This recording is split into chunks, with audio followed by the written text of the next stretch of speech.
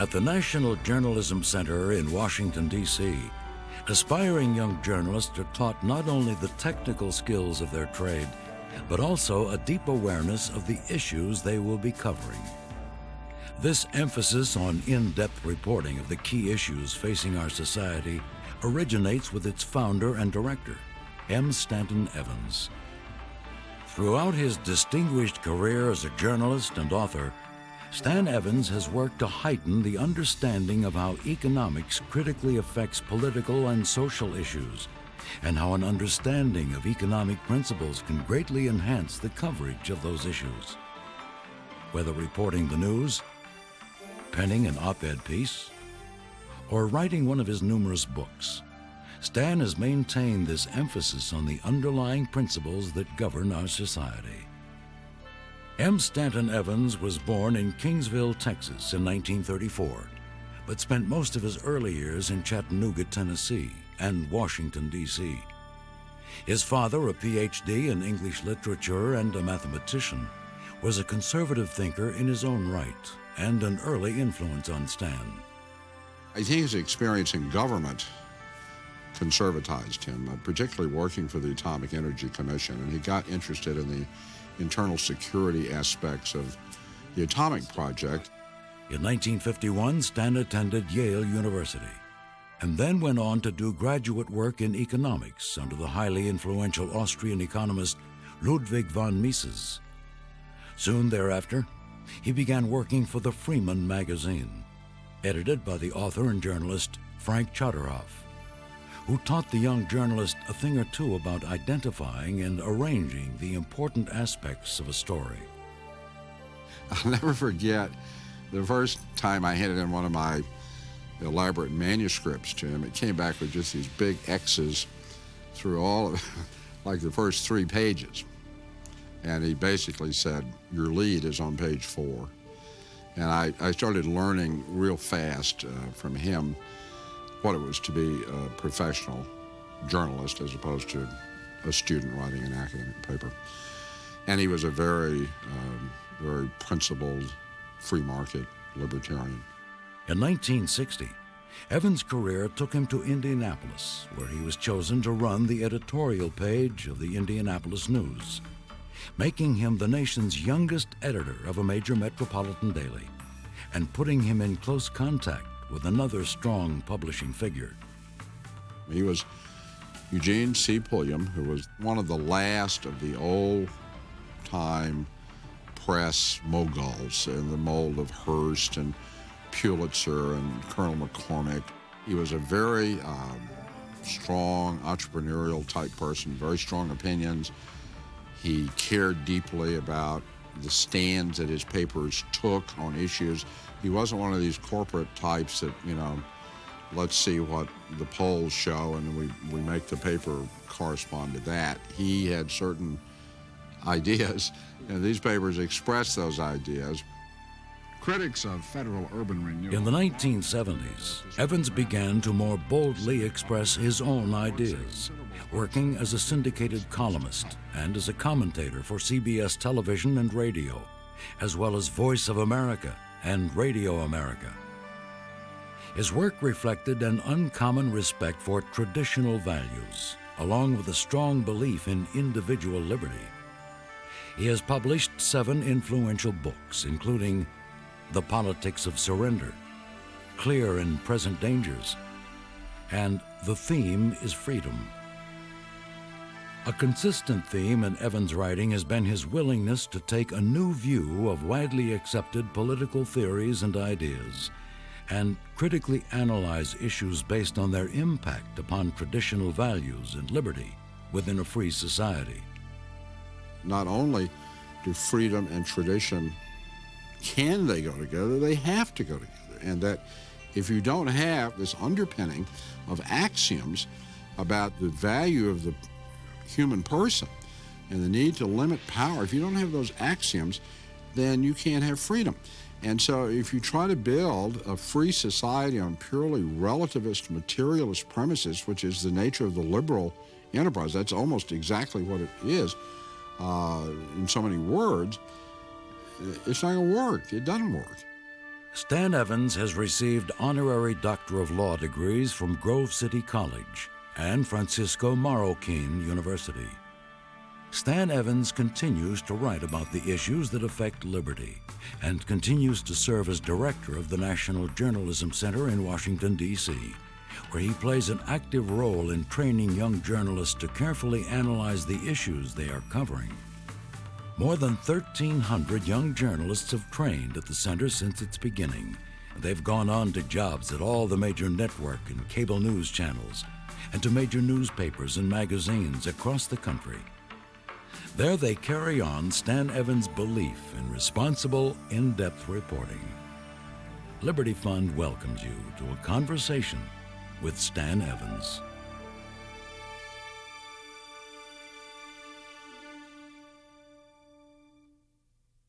Stan, it's good to have you back here in Indianapolis again. Have a chance to talk about your life and views, and I thought maybe we should start with a little reminiscing about the old days, Okay. Move on to Yale and Right. your early career before you came here as a professional.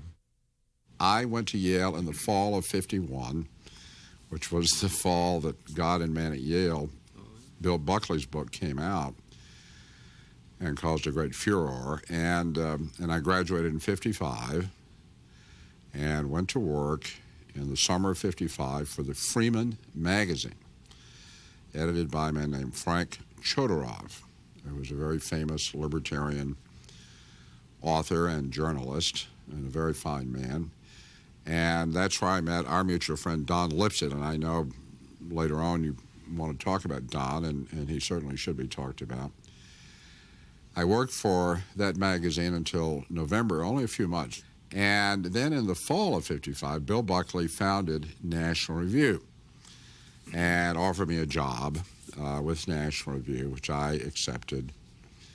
And I worked there, and I won't go down that road because it's kind of a digression, but I worked for Bill for not quite a year. And then in the summer of '56, I went to work for Human Events, which is a conservative newspaper in Washington, D.C., and worked there for 3 years. And coming back to our mutual friend Don Lipset, he was then here in Indianapolis. We had both been in New York. He came back here to Indianapolis, and he was very friendly with people at the newspapers. Jameson Campaign Sr. was then the editor of the Indianapolis Star, and they were looking around for writers, and he got me in contact with Jameson Campaign Sr., and I came out here to Indianapolis for an interview with the papers and got hired in May of 1959 to go to work for the Indianapolis News, which was then the sister paper of the Star. Say a few words about Frank Shateroff, because he is a Liberty Fund author and a wonderful essayist in his own right. Marvelous man. He was so generous to me. But the main thing about him was he was a great editor. And I was just fresh out of college, and like most, I thought I was pretty good, writer. And I was writing, I'll never forget the first time I handed in one of my elaborate manuscripts to him. It came back with just these big X's through all of, like the first 3 pages. And he basically said, "Your lead is on page 4. And I started learning real fast from him what it was to be a professional journalist as opposed to a student writing an academic paper. And he was a very, very principled, free market libertarian. Say a little bit at least about Indianapolis before we go on to more. Yeah, I'd gotten my theoretical sorts here. Of things. Right. I got here and then I regressed. I went back. Well, I came out here as a young editorial writer on the Indianapolis News, and I was 24, and I left here when I was 41, so pretty formative chunk of my life. I just had a lot of friends here, and enjoyed working on the paper. Say something about the influence of the paper and some of the people you met working there, and that's the whole story of the Pulliam and the Indianapolis Star News is remarkable. The person is Mr. Pulliam, was Mr. Pulliam. He was Eugene C. Pulliam, who was my boss, the publisher of those papers, was, I guess, one of the last of the old-time press, moguls in the mold of Hearst and Pulitzer and Colonel McCormick. And he was a very strong entrepreneurial type person, very strong opinions. He cared deeply about the stands that his papers took on issues. He wasn't one of these corporate types that, let's see what the polls show and we make the paper correspond to that. He had certain ideas, and these papers expressed those ideas. And then the papers themselves, this is the state capital. It's the biggest city in the state, 2 newspapers in this city. So he had enormous influence on what happened in the state of Indiana. And it was an education to be part of that activity, and gratifying because I was able to write things that I believed in. He would never require or ask even an editorial to write something that he or she did not believe. I mean, that's the way he was. And so I was able to write what I believed to be true and important. And on occasion, not often, but sometimes what you would write would have some impact on what happened, like tax. We were always fighting against tax increases in the state legislature. That issue never went away. So we were staunch against that, and we were able, I think, to have some impact on that, or on questions of what to do in the schools and so on. And certainly that kind of influence is not possible when one is sitting, like a fly on a wagon wheel in Washington, D.C., where you're just one of a zillion different small voices in a great big environment. Here, the papers were a large influence on a much more compact environment. Did you have something in almost every day? People who have not done that kind of thing think that sounds awful, but actually it's not that hard. And the deadline, any journalist knows the deadline is your friend because there's no ifs, ands, or buts about it. It's got to be there. You're going to get it done. And when you think about it, you have 8 hours to write one editorial. I mean, the writing is often the least of it. It's getting the information, But already you were doing a lot more than just writing one editorial. You were out meeting people in the community. I know conspiring with Jameson campaign and various things. That's and right. Others. But that was part of it. I didn't want to just sit. I mean, I'm not a shoe leather reporter or something. But I definitely wanted to learn about the community I was living in and be able to comment intelligently on what was happening here. And one of my beliefs is, and it was certainly Mr. Pulliam's belief, that the first duty of a newspaper is to cover your own backyard. It's very easy to sit and write an editorial about something that's happening, what is happening in Bosnia, and a lot of people do that kind of thing, but it has no impact, and you're not really changing anything. You write about your own, and I try to teach this to my students, you write about the community you're living in, you know much more about it, and you're able to have more impact on it, and also you're more accountable. I could say anything about Bosnia, and no Bosnian is going to show up on my doorstep the next morning saying, that was wrong. But I wrote about the school board in Indianapolis and got something wrong, there'd be somebody on my doorstep the next morning. Could you say just a few special words about Don Lipset? You must have been his best friend, really, over the years. We were roommates and friends, and he was best man at my wedding and vice versa. He was, as we have both observed, someone who was totally dedicated just to organizing things and getting people together and promoting the conservative/libertarian cause by networking and putting on events. And that's what he did all the time. And we spent many an hour operating from Indianapolis sort of as guerrillas on the campuses. And what we did, there was no money, no budget, no nothing. There never is any money. Yeah, and he was in contact with these students, say at Ohio State or Denison or anywhere, IU or Purdue or Michigan State, and they would say, we need a speaker. We need to get a conservative speaker on this campus. So he would sign me up as the speaker. And then he would come by this great big old car that I don't remember what it was, and at the end of the workday and pick me up, the paper, front door of the paper, 5 p.m., hop in the car, and we'd take off, and we'd drive to Columbus, Ohio, and Ohio State by 7:30 or something. I would give a talk. After the talk was over, the more conservative kids would come up. He would sign them up, to be members of ISI, and then we'd drive back. And we did that a lot, and I can't even remember how many times. But that's what he did. But you've been doing that for a long time. You still make those kinds of trips to college campuses. Not nearly as much. Well, maybe not as much as you did, but you must have at least 40 years of these sorts of things. Yeah, I do. What keeps you going? What do you find there? What are your reflections about that over the years? Are things different? Are they better? Or are they worse? Have students changed? What's your assessment of the American Academy now and then? I think the answer to all of the above is I'm not sure. But so many conflicting things.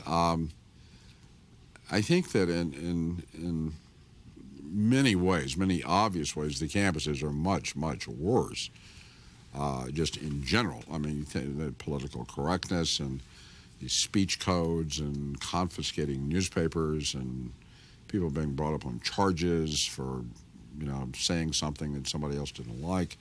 That's all infinitely worse than anything that we had going back in the past. In other ways, there are more encouraging signs in that there are now, earlier I was talking about I'd never seen any, conservative literature in my life, really, until I ran into the Freeman magazine and ISI and FEE. Well, there's a lot of that now. That certainly is not the case. There's all kinds of material that college students can get, do get. There's a lot of activity on the campuses, conservative newspapers, some pretty good ones, and a lot of organizing of lectures and seminars and so forth by ISI and other people. So you've got these countervailing things going on where the campuses generally are much worse, but you have a lot more organized, activity on the other side also. So how that balances out, I'm not sure. You started writing about this phenomenon in your first book, 1961, Revolt in the Campus. Yes. Let me read you a quotation from Revolt in the Campus. See what you think about it looking back on those years. The ultimate resource of the conservative movement, then, is characterological. It requires men of strong convictions to wage this sort of patient struggle, the very sort of men who can attract and persuade the generation which follows. In proportion as conservatism can produce such leaders, and as they are annealed in the fires of combat, will the movement achieve its objectives. On the present showing, it has been remarkably successful. With continued effort, it can become more so. Do you think that promise has been carried out? And a related question, which you also go into elsewhere in the book, and particularly quoting Shateroff, where he says it's got to be a movement of ideas. It can't just be political activism. It's got to be people who understand under the philosophical underpinnings. Have those two promises of the 60s been carried out, that you'll have strong men of convictions who understand in a principled way what they're about? To some extent. Who will become the leaders of the future? To some extent. There have been many that have fallen by the way, and many that, got there and then did something else. But I think, yes, in general, yes. And and this mixes into some other things that we had talked about before and you might want to come back to. But the Reagan phenomenon. Reagan was such a man. I mean, he wasn't part of that, but he was the kind of person that I was talking about. He had these strong convictions that were unshakable, and I think those were the convictions that ultimately won the Cold War, which is another story. And there are talk other about the Cold War here. Yeah, there are other people that I would cite, but Reagan is the obvious one that everybody knows about. So yeah. Well, the early one is the Goldwater. There's a chapter in that book about Goldwater. That's right. What happened there in 1960, and it was all came out of the same group of people. There were some young Republicans, young conservatives, who were not smitten with Mr. Nixon. Did not think that he was so solid on the issues, but he was going to be the nominee. And so they started a kind of Goldwater thing. Goldwater had been reelected to the Senate very comfortably in 1958. And a bunch of different people did different things. Dean Clarence Mannion published a book that was actually written by L. Brent Bozell called The Conscience of a Conservative by Barry Goldwater. This book came out in 1959 or early 60, and it became very popular with a lot of people. One of the reasons Goldwater is so surprising in '64 is that the people didn't see the '60 movement. That's right. That you're talking about. That's right. We then went up to the convention, July of '60 in Chicago, and up there Nixon, ancient history, but he infuriated the conservatives by flying to New York and making a deal with Nelson Rockefeller on the platform. And this is forgotten history now for most people, but it was a big deal then, and it was Goldwater called it a Munich, just giving Rockefeller whatever he wanted because Nixon feared Rockefeller. And the conservatives, the convention was very conservative, was really restless. And so one of the delegations, I think it was Louisiana or maybe Nevada, or one of the more conservative, decided to submit Goldwater's name in nomination for president. And they did, and I write about it in this book, and the place just exploded. And that was, Goldwater then gets up, and it's a very famous, if you ever see a video biography of Goldwater, they may have this in there. He got up, this tumult was going on, and, accepted the plaudits and obviously withdrew. He wasn't going to run, but he made this very powerful speech in which he said, "Come on, conservatives, let's take this party back." And that's where it started. So it all came out of that. And then right after that, one other thing that happened was that a group of us met right in the Pitt Congress Hotel, which was right down from where the headquarters was for the convention. And I write about this. And YAF, Young Americans for Freedom, was founded, or the idea for it was started right then and there. And Goldwater came by, met with the kids, and so forth. And that's where YAF came from. The '64 election really is another step, isn't it, in terms of increasing the conservative influence. It looks like a defeat, but it really isn't. I use a line I used this morning that we were buried under rubble. I mean, we were flattened. One would have to go through it to even, I had to stay up all night, watch those returns come in because I had to write an editorial about it. Well, it was miserable. But we just got up and pushed the stones away, and we got to get back at it, and that's what happened. And of course, that was the condition precedent for Reagan. And then later, and I'd referred to this when we talked before, in 1976, he had then been governor of California for 2 terms and had stepped down, and there were a lot of us. I wrote a book called The Future of Conservatism, it came out in 1968, which really made Reagan the sort of centerpiece of the whole analysis that this fellow represented the future of the Republican Party, and he was already governor at that time, and a lot of us thought he should be president. And so in 1976, that whole series of events that made it a very odd political year because Nixon had resigned in '74, and Agnew had resigned before that. So both of your elected president and vice president had been removed from office, and then Gerald Ford, who had been named vice president, became unelected president. Vice president. Unelected vice president became an unelected president. And so nothing wrong with Gerald Ford, but we thought Ronald Reagan was more the kind of person we needed. And so we then did run an independent campaign through the American Conservative Union for Reagan in '76. And so I was very much involved in that, not in any way connected to the campaign because it couldn't be. It had to be independent.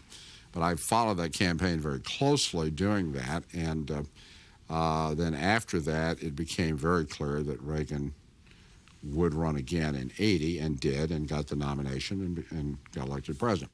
So what do you think of the Reagan years? That in so many ways they were the culmination of what the conservative movement had worked for.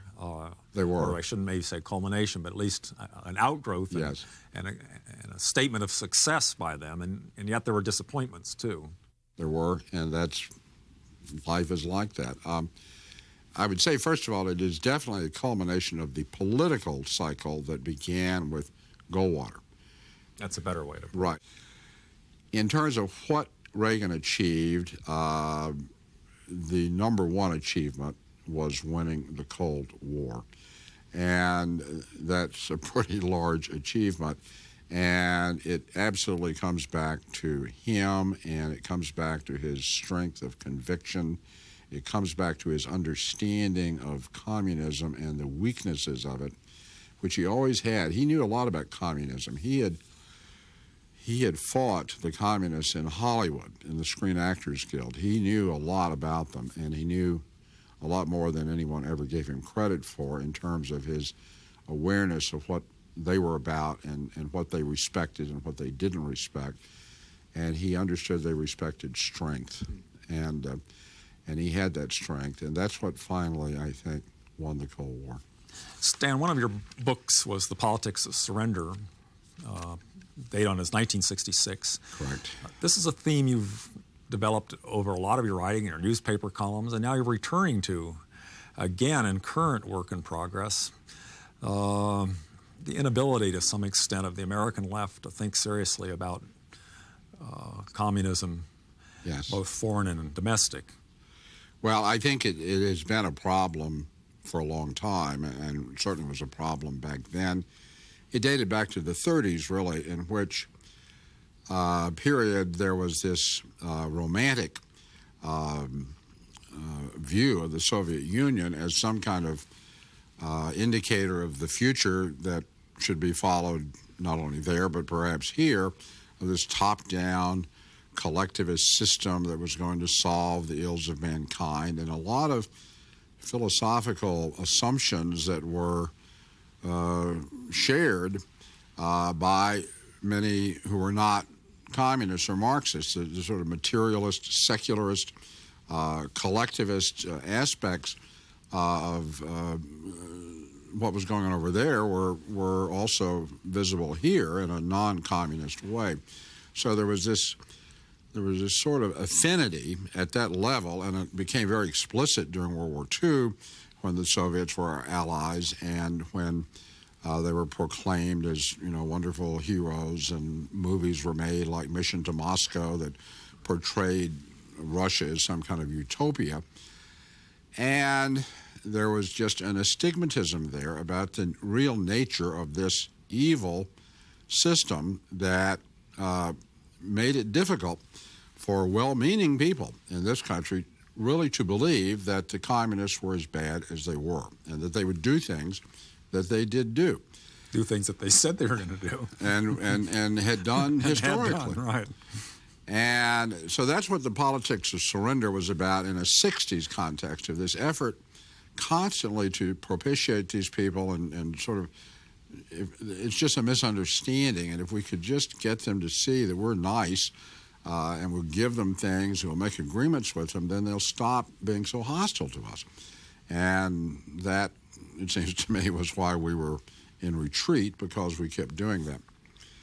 The linkage to what I'm doing now is that I'm looking at the other side of it, the internal security side of it, in which this same astigmatism led people to think, well, communists really wouldn't try to infiltrate our institutions.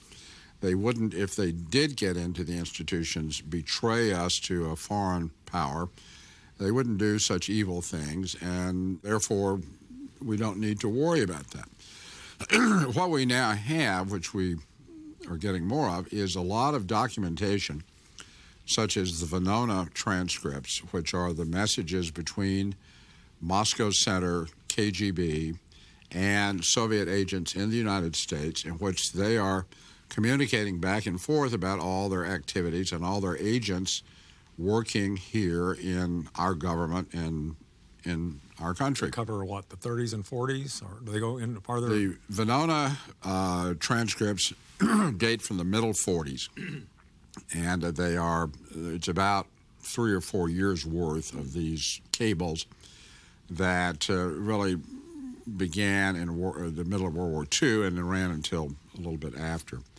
But they're not the only documents. There are hundreds of thousands of pages now of FBI files available in the FBI archives, which I've been going through at great length. And it's the same kind of thing. And the FBI was monitoring all of this activity in the 40s.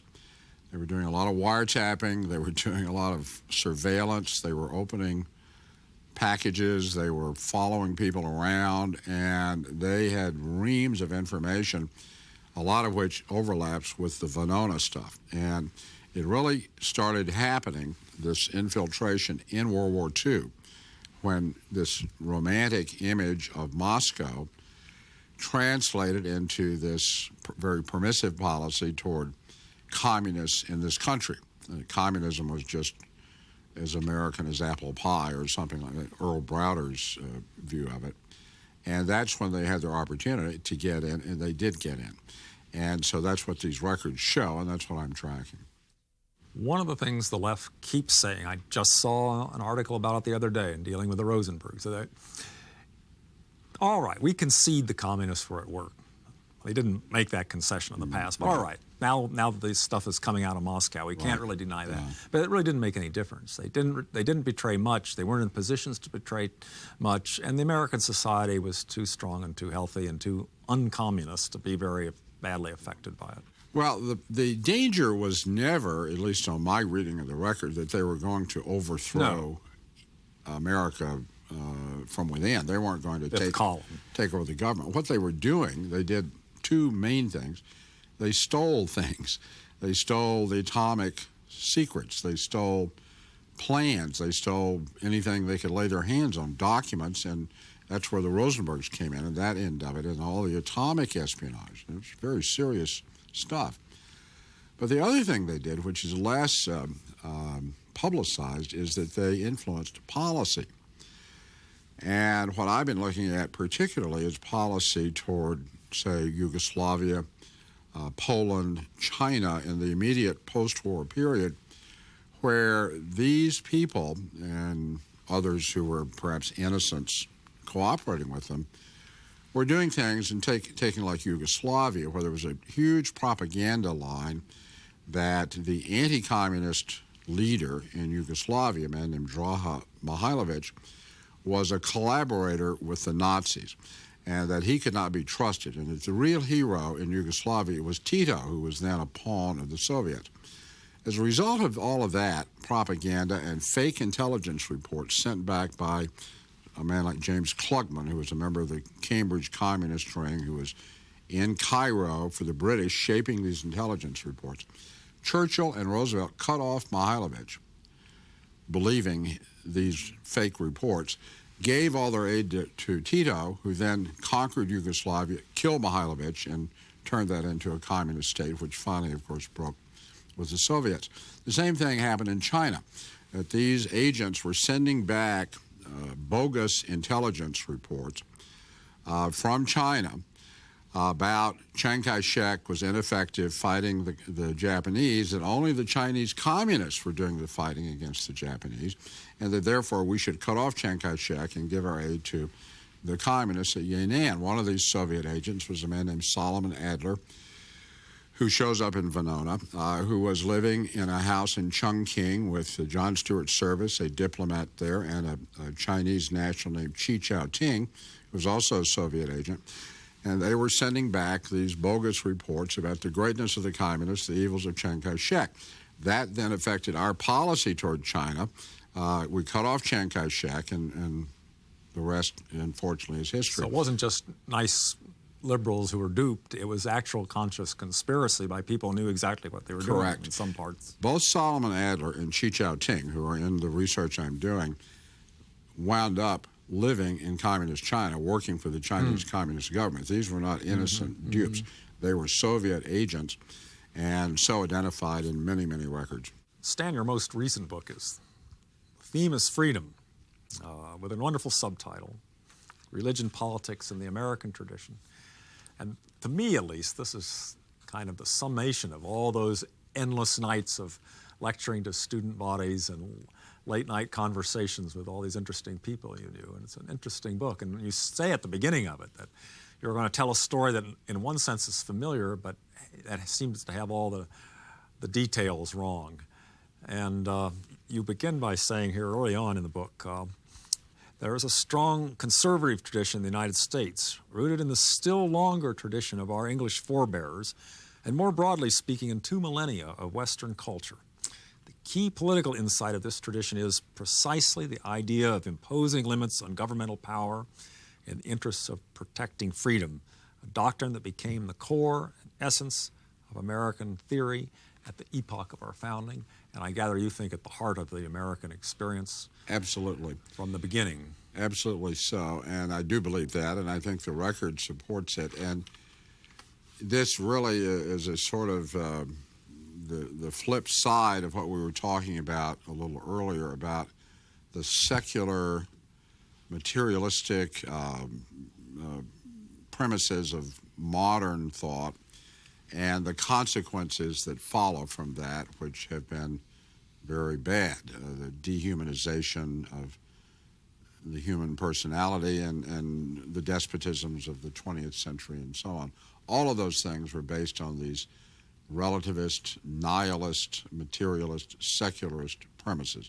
Denial of God, and as a result of the denial of God, the denial that human beings are the children of God and deserve to be respected as such. And you call it a new paganism, saying very that much so. The ancients and Greeks and Rome hadn't very many of the same ideas, that humans were instruments of the gods or the emperor. Well, they in particular, Polis. they in particular did not believe in the worth of the individual human being as we do. And that, for example, even in Aristotle, and I quote Aristotle in the book, who is arguably the most agreeable of the ancients from our standpoint, and there's a lot in Aristotle that I think is great.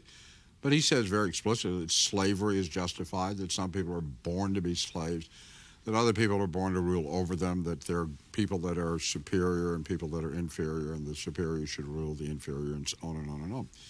Infanticide was common in those societies, not just abortion, but infanticide. If they thought a child was not what they wanted, they just kill it or leave it out on the side of the road to die, and many other manifestations of that point of view.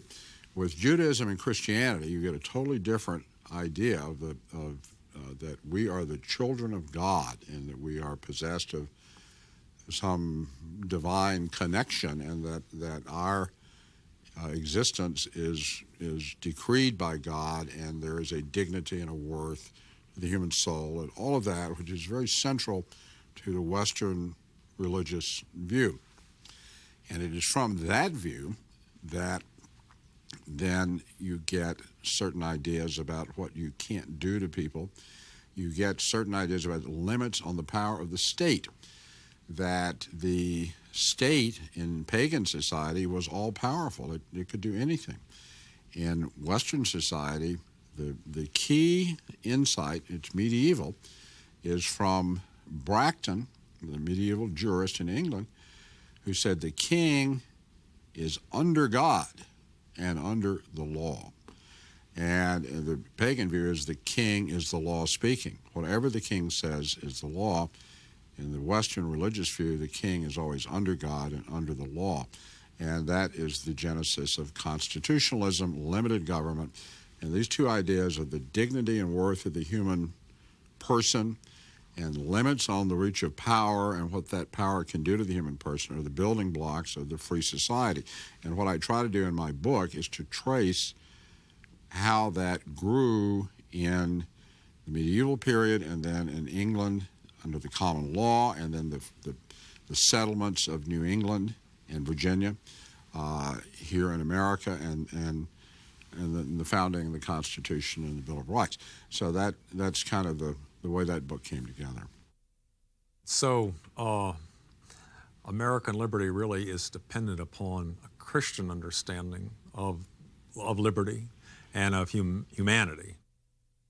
Well, historically, there's no question that that's where it came from.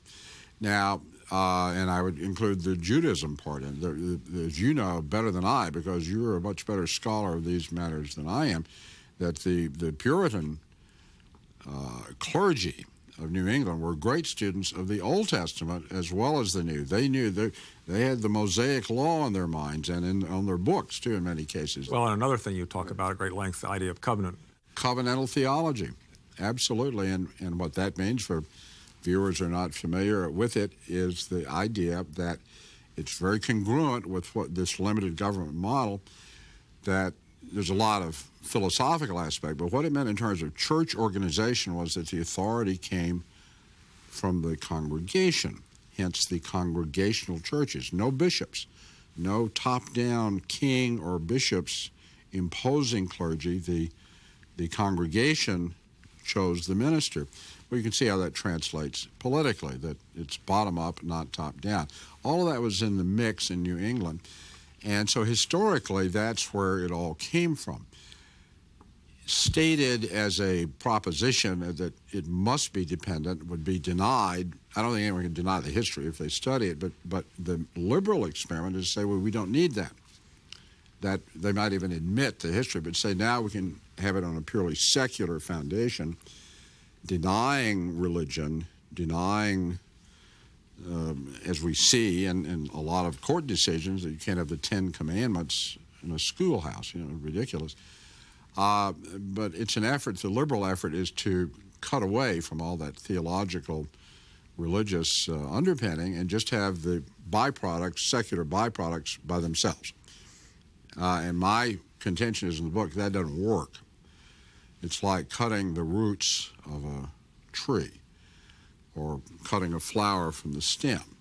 Put it in a vase, and maybe for a few days it looks okay, but in a week it's going to be dead because you've severed it from the nourishment that gave it life. That does make it a much more controversial thesis in some ways at first blush, because as you say, it is controversial. We might be able to agree in the history. We might say we've moved beyond that, that we know enough now about the world we live in from a scientific, rationalist point of view that we can see the usefulness of that, but it's no longer necessary. Well, and I think the subject can be divided in that way. However, I would go back a little bit and say that characteristically our friends on the other side, the American Civil Liberties Union, people of that ilk with whom I'm very familiar, they deny the history. As you say here, it's not found in most of the textbooks. It certainly isn't. And for example, there is a totally bogus rendering of the history of the First Amendment that is embedded in many of the Supreme Court decisions, that Madison and Jefferson were secularists who were trying to banish all religion from the public square and so forth and so on, which is just not historically untrue. But that's the basis for these decisions, saying you can't have prayer in the public schools, you can't have prayer in a tax-supported facility.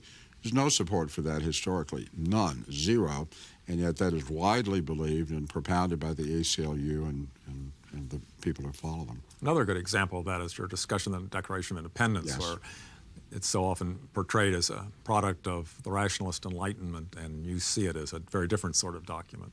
endowed by their Creator? Yes, I think that we hold these truths to be self-evident, that all men are created equal, endowed by their Creator. This is the vernacular of Western Christendom. But also, I pause on that to think it is self-evident that all men are created equal, etc. And I ask students or audiences, do you believe that? That we're all created equal? One part of the statement, the other, that it's self-evident. And I would say, yes, I believe it, and I think it's self-evident. But then I go back to Aristotle. It wasn't self-evident to Aristotle.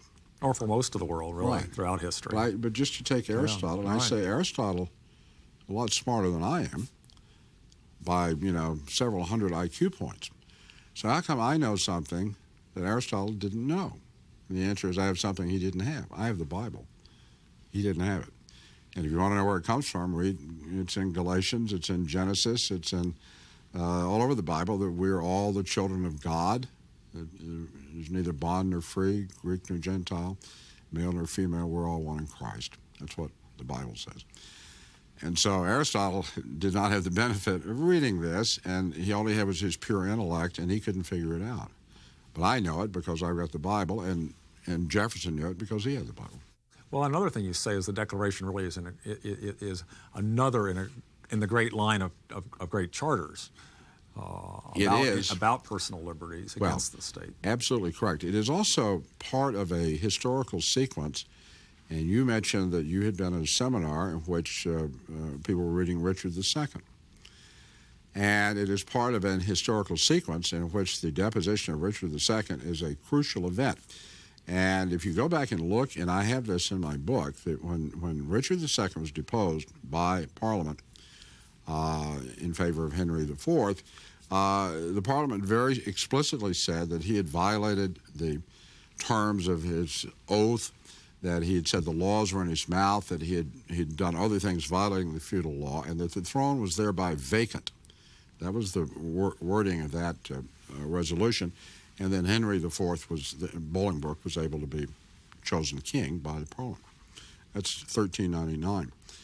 You come forward to 1688 and other things along the way, and you look at the deposition of James II. They went back to that and said, okay, that's the way they deposed Richard II, and they adopted a formula saying that James has violated, he's done this and that the throne is thereby vacant. And so James is then out, and they put in William and Mary. Come forward to 1776, read Chief Justice Drayton, talking about the British, that George III has done all these things, he's violated his oath, that he's no longer king, the throne is thereby vacant. And that's the same thing it says in the Declaration. And Jefferson, they knew all this. They knew this history. And this was all, the Declaration of Independence was a culmination of this British parliamentary tradition dating back really to Magna Carta, in which the king is under God and under the law. He can't do whatever he wants to. And in effect, in a covenantal relationship with his people. Exactly right. It's a contract. It is a contract. He's violated, and that's said. It's said very clearly in all of these. And it's said in the Declaration of Independence, he's violated the contract, he's no longer king, we no longer owe him obedience, the throne is vacant, and etc. That's in the Declaration, it's part of that common law mosaic. It wasn't just a purely abstract philosophical statement. Another thing you say in the book, and I'm not sure I'm going to be able to say this just as nicely as you do, but it's a really interesting point, and that is that the Judeo-Christian world undoes the world of magic. Yes. And puts people into a purposeful history, Correct. ordered by law, accessible by human reason. Correct. Now, that's really important, but it's also, many would say, the basis of kind of secular scientific thought. It is. It is the basis of modern science. And I'll try to state it in a way that I hope can make it clear as I see it. It begins with the theological doctrine of monotheism. It begins with getting away from the pagan view. The pagan view of the world was polytheistic. There were gods in the wind, gods of the war, gods of the harvest, gods of the river, gods of the forest, gods of the hearth. The world was full of gods, various gods, who caused things to happen in success in battle, good harvest, whatever. Gods in nature. The nature was itself full of deities of all types, and was itself a deity. With Judaism and Christianity, all that is gone, and there is one God. He created everything else. There are no other gods, and that's pretty clear from the beginning in the Old Testament. And therefore, all of these demons and deities and whatever are banished. They're gone. And what you have is an orderly world created by a creator God who gave it form, who gave it meaning, who gave it life, and all of it is in obedience to his will and his ordination. And it's all in, Augustine is full of that, and the orderly nature of the universe. That mindset of there are no demons, there are no gods in nature, is essential to science. You also make, I think, a very significant connection with the death of magic to the limitations upon secular political power again, because now there are no kings and priests who have special knowledge. That's correct. Esoteric knowledge, that it is absolutely key, and that's a very good point, because the way in the pagan view, there were certain people who were the links between humanity and these gods in nature. And so the Roman consul, for example, or various kings and other societies were presumed to have some aspect of divinity themselves, and they were the go-betweens between all these gods in nature and the society. And it was up to them to appease these gods and with their special knowledge. Well, in our... It's often these forces were hostile to humans, which is another difference between the That's correct. Judeo-Christian God. But anyway, that is a good point. In the biblical view, and it's Auguste Comte, for example, hated Christianity for this, every person has a direct link to God. Every human being has a direct connection to the infinite in the Judeo-Christian conception. There are no supermen. We're all children of God. We're all part of his creation, but we're all also sinners. And it doesn't matter if somebody's a king or a beggar. They're both children of God and they're both sinners. So there's no different species, and there's one group of people that, well, they're really special. They can rule over all these other people. There's none of that in the biblical view. And it's one of my favorite passages in the Bible is Samuel 1:8, where the children of Israel are crying out for a king, you know this, and Samuel goes and talks to the Lord, and he comes back and says, the king, he says, you know what a king is going to do? He's going to take your crops and your sons and your daughters, and he said, and he'll take a tenth. And I thought, Samuel kind of underestimated the problem here. But it was very hostile to the king. There was no worshiping of a king. This was not some god. Finally, what you do in this book is you link all this to the American government under the Constitution, which you see as sort of the last great medieval Constitution. I think what happened, and impossible to summarize it very briefly, there was a series. First of all, there's a total misconception of the Middle Ages. It was a very free, decentralized society and a market society in many ways. That was overturned at the Renaissance on the European continent by the rise of these absolute monarchies, the Louis XIV type thing. An attempt was made to revive it in England, the Stuarts and so on, and there were all these battles in Parliament about the king can do whatever he wants to, just like the monarchs of Europe. The Puritans resisted this, and when it looked like the ball game was lost, they left Parliament in 1628 and came here, went to New England. And they brought these limited government notions with them, and they planted those same ideas on American soil. And then when England itself then drifted off into a more parliamentary sovereignty thing, which was as bad in its way as absolute monarchy, we rejected that too. And our forefathers at the time of the Revolution, and it's all in the histories that you know better than I, over and over again said, no, Parliament is not sovereign either. That's not correct. There's no human power is without limitation. Stan, since 1977, one of the really interesting projects you've been engaged in is the National Journalism Center. Can you tell us a few things about what its accomplishments have been? Well, it stemmed very much from my experience here in Indianapolis again, because I came to believe, and I think a lot of other people have too, that the way that journalism was being done, the way the media were being run, was unsatisfactory, to put it as charitably as possible. And most people think when they hear that I'm talking about bias, that there's liberal bias in the media, and there is. But that isn't really the main problem, or at least only one of them. What I became concerned about was journalists covering issues they did not understand.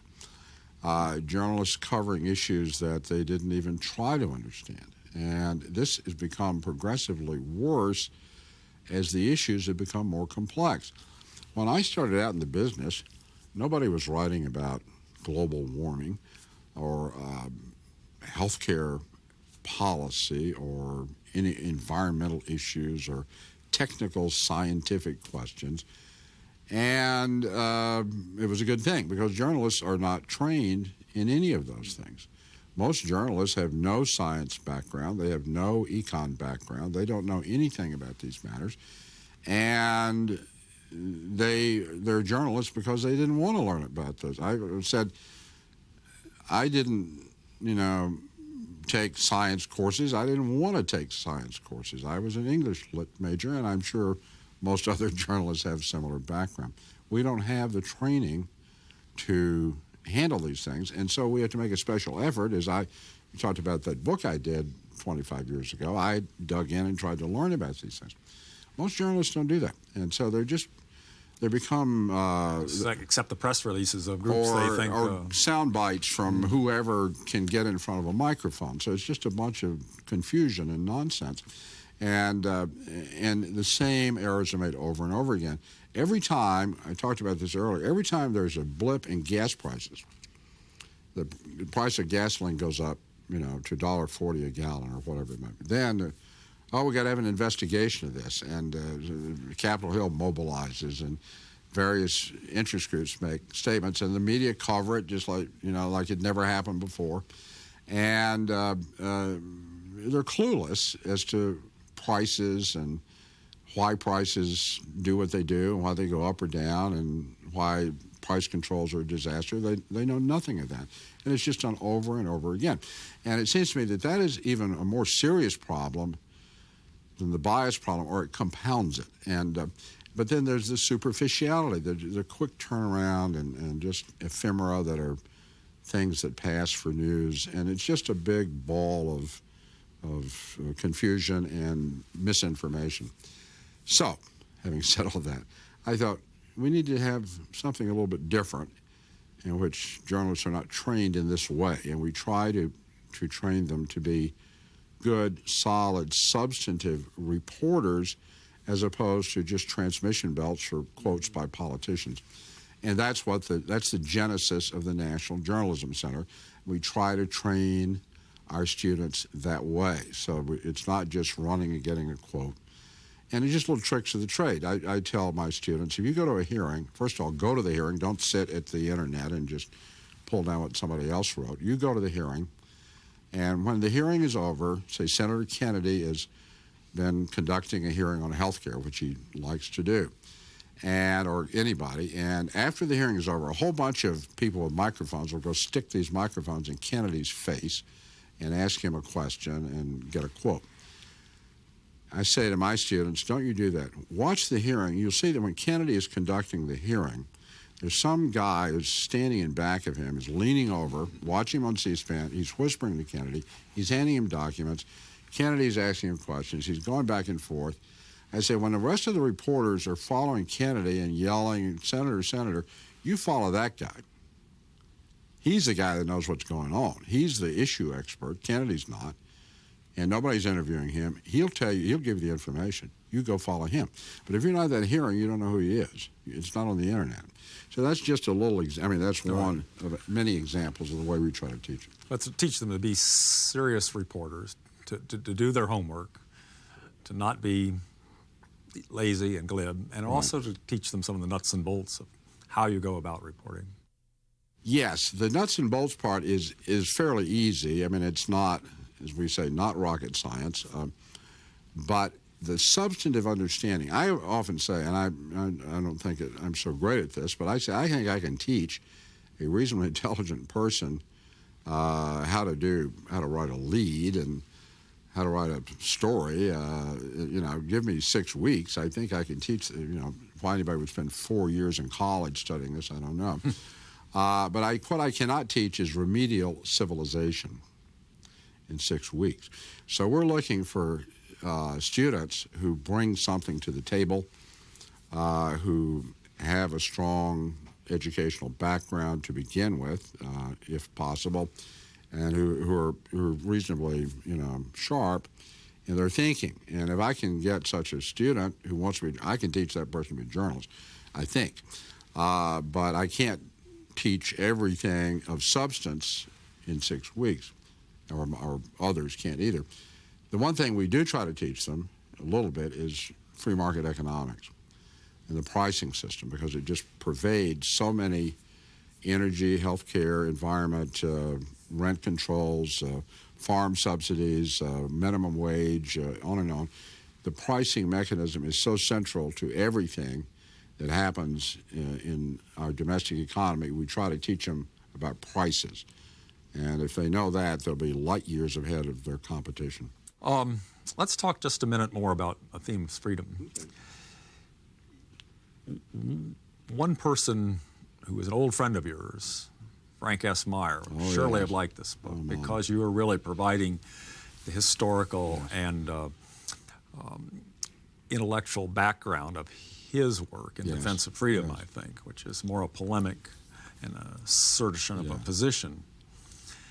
This used to be called fusionism, a word that I'm not sure who invented, maybe Russell Kirk. I think Brent Bozell. I think it was Brent. I think you're right, who didn't like it. Yeah, that's right. So what would you say about Frank Meyer and fusionism? Well, first of all, I think your observation is very astute.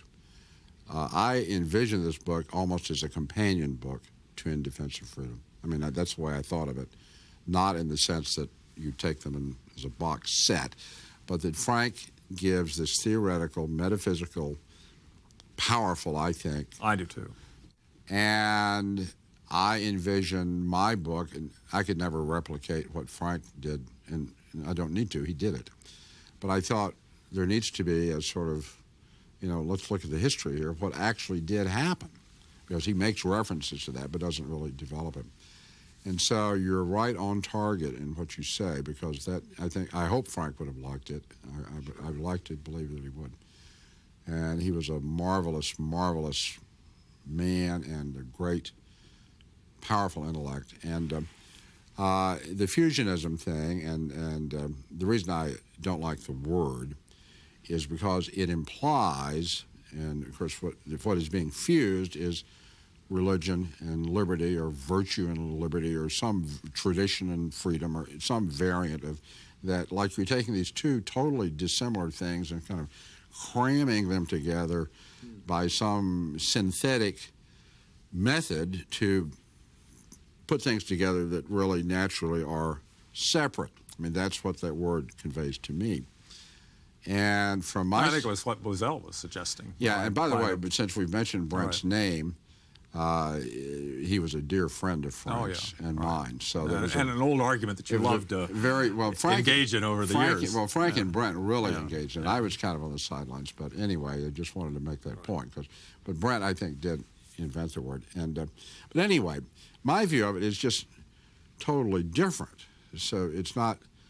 It seems to me the word itself is freighted with prejudice against what I consider to be the true position, which is that not only do freedom and tradition, can they go together, they have to go together. And that if you don't have, for all the reasons we were sort of touching on previously, if you don't have this underpinning of axioms about the value of the human person and the need to limit power, if you don't have those axioms, then you can't have freedom. And so if you try to build a free society on purely relativist, materialist premises, which is the nature of the liberal enterprise, that's almost exactly what it is in so many words, it's not going to work. It doesn't work. And because you don't have the principles at the core of it that prevent this accumulation of power and treating people like guinea pigs and so forth. So not only do I think that freedom and religion, however phrased, can go together, they must go together. Stan, it's been good to talk about this again. We've talked about it over the years many times in many ways, and hope this won't be the last opportunity we have to engage in some of these themes together. And thanks for coming to Liberty Fund in Indianapolis and sharing this time with us.